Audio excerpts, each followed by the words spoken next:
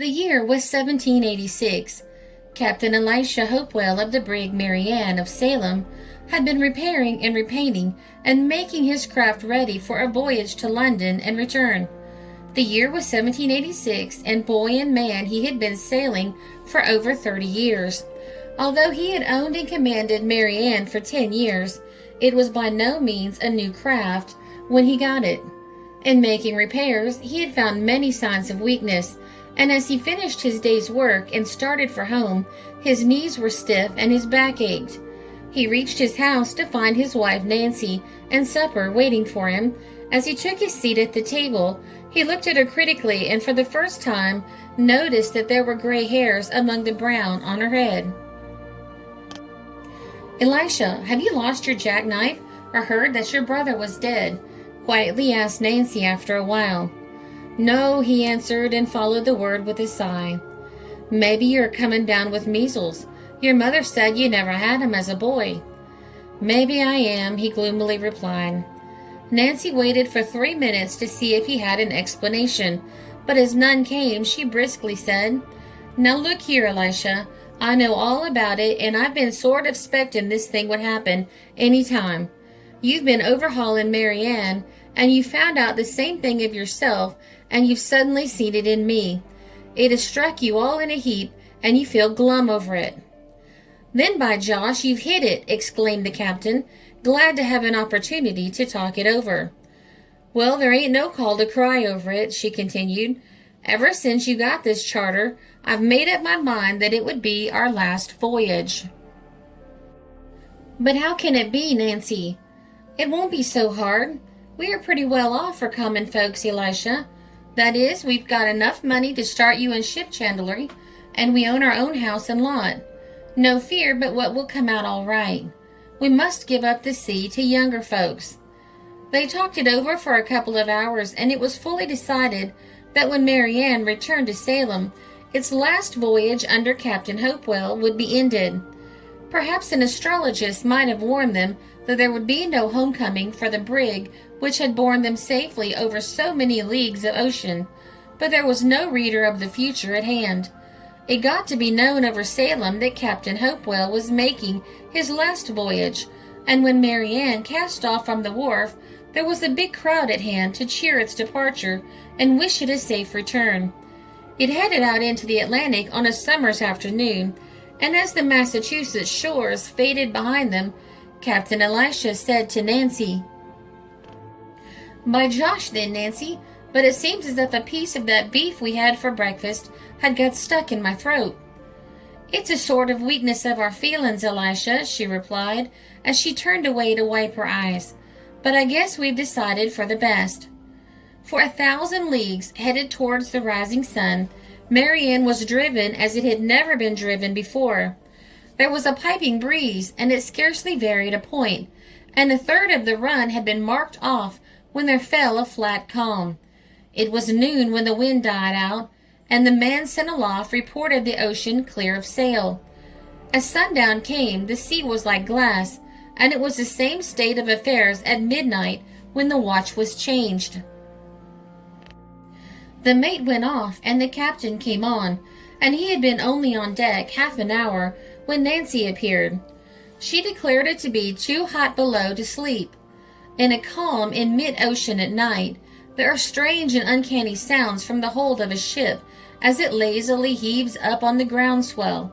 Boxes and barrels down in the hold rub each other, bulkheads creak and timbers groan, and now and then there are shrill squeaks from the fighting rats. Men who sleep during a calm breathe loudly and sigh and groan now and then, and the wakeful ones move about uneasily and cast apprehensive glances over the sea. Nancy walked aimlessly about for a while, and then rested her arms on the rail and gazed off into the darkness, and let her thoughts wander back home. She had been silent for a quarter of an hour, when she gave a sudden start and bent her ear to listen. Captain Elisha happened to note her attitude, and he crossed over to her side and queried, "Well, Nancy, do you think anybody will steal the woodpile while we're gone on this trip?" "I'm listening, Elisha," she replied, as she laid a hand on his arm. Can't you catch the sound of oarlocks off here to the north?" "It's some noise in the hold," he answered after listening a minute. "No, it's not. There. There. Don't you catch it?" "By Josh, I do. Yes, it sounds like oars at work, but how on earth can a boat be out there?" "I dunno, but there is one. Now you get the sounds plainer. It's a boat, I tell you, and it's pulling at least 4 oars. It must be from a wreck, and you'd better light a lantern and lash it in the rigging to guide 'em." A lantern was procured and placed as suggested, and it had scarcely thrown its light over the waters when there was a hail from half a dozen throats at once. Captain Hopewell answered it, and within 5 minutes every one of the crew of the Mary Ann was on deck and wide awake with curiosity. The hails were repeated at intervals, the sound of the oars came nearer, and at the end of half an hour a big yawl with 12 men and their tonnage in it drew alongside the Mary Ann. "By Josh, then, but it's a crew of Dutchmen," exclaimed Captain Hopewell, as he peered down in the boat. He was right. They were big and sturdy men who had sailed out of the Texel, and it was quickly discovered that not one of them could speak English. Each one brought his bag of clothing over the rail with him, but water and provisions were left behind. A man who was doubtless the mate of the crew advanced to Captain Hopewell and entered into a long explanation, not one word of which was understood. It was, however, guessed that his ship had sprung a leak, and he had been obliged to abandon it. He was made to understand that they were welcome and would be landed in London, and by the 12 of them withdrew in body and stretched themselves on deck and went to sleep. Nancy had looked into the faces of all in a critical way, and while the Dutch mate was telling his story, her eyes never left his face. When the stranger had withdrawn, she descended to the cabin, and a few minutes later Captain Elisha followed her and said, "Nancy, I'm jiggered if this ain't a funny thing. I can't say that things look exactly right to me." "I'll tell you what, Elisha," she replied in her quiet way. "If a ship had been on fire or in a sinking state, them men would never have brought all their clothing and heaped in the water and provisions they did. No, by Josh, they wouldn't. But how did they come to be afloat?" "Dunno, but there's a mystery about it. There's the whole crew except the captain. How did he come to be left behind? And didn't you notice how the men looked the brig over and kept dodging and whispering? I'm believing we shall have trouble with them, Elisha." "But they can't be pirates." "Probably not." "And there's no war between us." "No, but we can't make out their story, and I do believe that mate was lying all the time. I wish we hadn't shown a light and brought them aboard." The Dutchmen were tired with their pull at the oars, and slept soundly till the morning watch of Mary Ann was ready to wash down decks. Then they rose up, yawning and stretching, and the last was hardly on his feet before the breeze came. Sail was made at once, and as Mary Ann laid its course, Captain Hopewell called the cook aft to see about preparing breakfast for the extra men. He had his eye on the strangers at the same time, and noted that they had gathered in a bunch and were whispering together. Their yawl was a big, clumsy boat, provided with oars and sail, and as there was no room on the deck of the brig to stow it, the captain went forward and tried to make the Dutch mate understand that the contents should be hoisted aboard and the yawl sent adrift. He made himself clear enough, but as if his words and gestures had been a signal, the 12 Dutchmen at once sprung upon the crew of Mary Ann, all of whom were on deck. They were stout, determined men, and the move was so sudden that no resistance was made.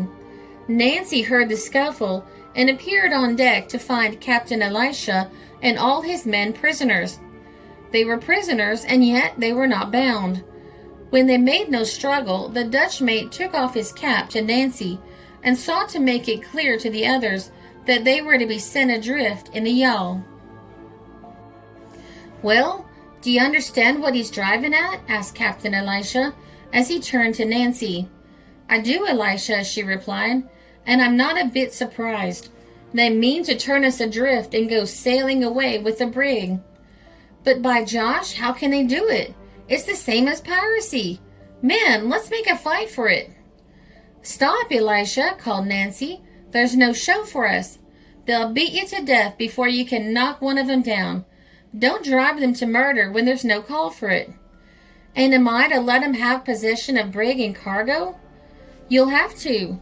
If you're easy with 'em, we'll get away all right, and we may sight a vessel to help us before noon." "Aye, Captain. We've no show again 'em," called the mate. "But with that big yawl, we needn't be afraid if we're at sea for a month. We are for the boat." That settled it. It is due to the strangers to say that they made not the slightest objection when more water and provisions were lowered into the boat, and when men packed and lowered their bags, and Nancy brought up a big bundle of things from the cabin. They had no jeers or insults to fling after those they had sent afloat, but at once made more sail on the brig and headed it on a new course. Nancy had smuggled the chart and a spare compass into her bundle, and as the boat drew away, she was forced by the wind to hold a true course for the English Channel. There were provisions in plenty, and scarcely a word was uttered before breakfast had been served out. Then Nancy quietly asked, "Elisha, what you going to do about it?" "I'm going to stand to the eastward for a while," he replied after thinking it over. "I'll just keep track of Marianne as long as I can, and it's just possible that we may be picked up and have a show to get it back.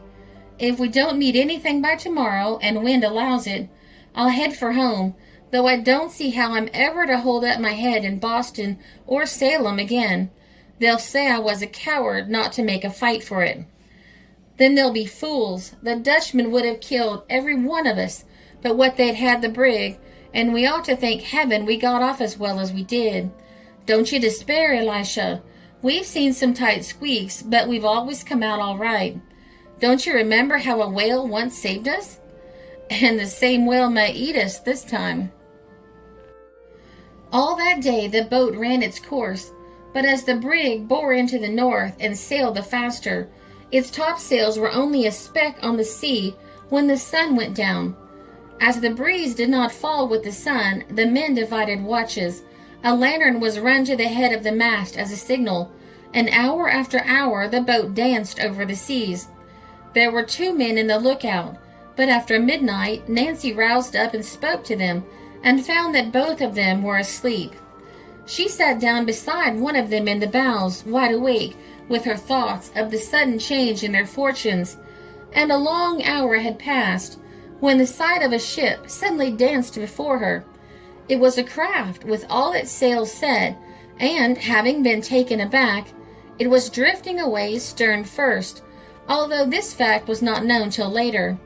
A cry from the woman roused everybody in an instant, and pointing into the south, she chokingly exclaimed, There, a ship, a ship!"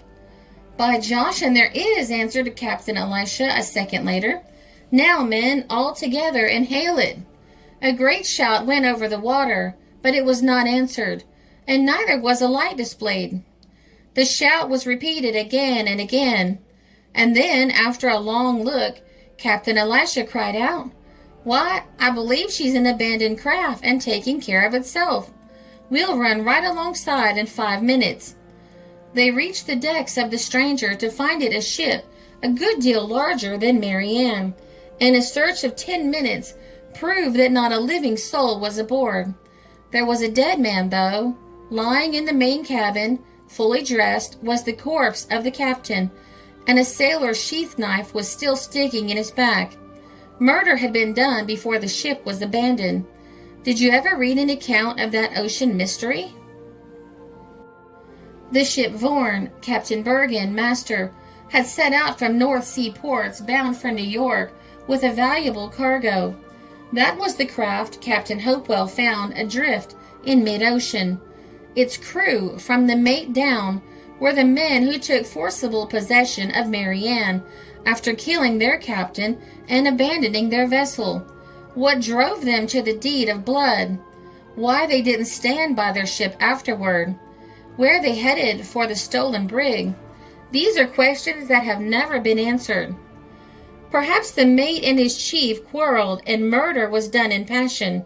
Then fear of the law made the whole crew clamorous to get out of the ship. They took nothing with them which was not their own.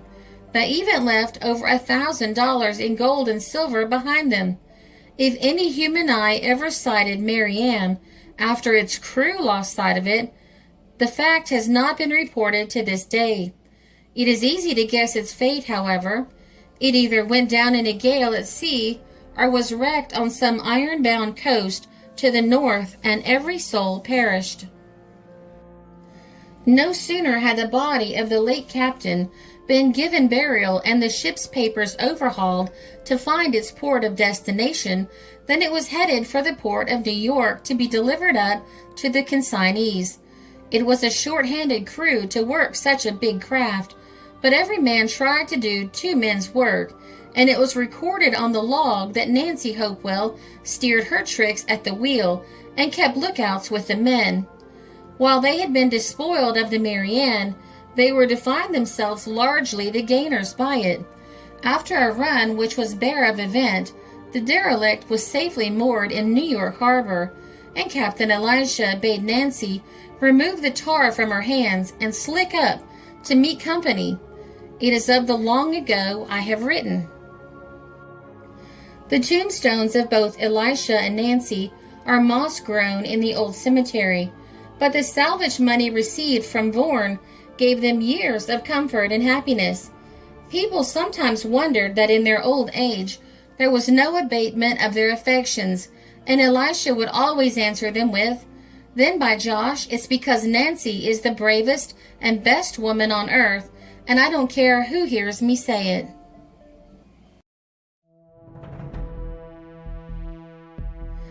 This article appeared in the Omaha Daily Bee, May 17, 1903.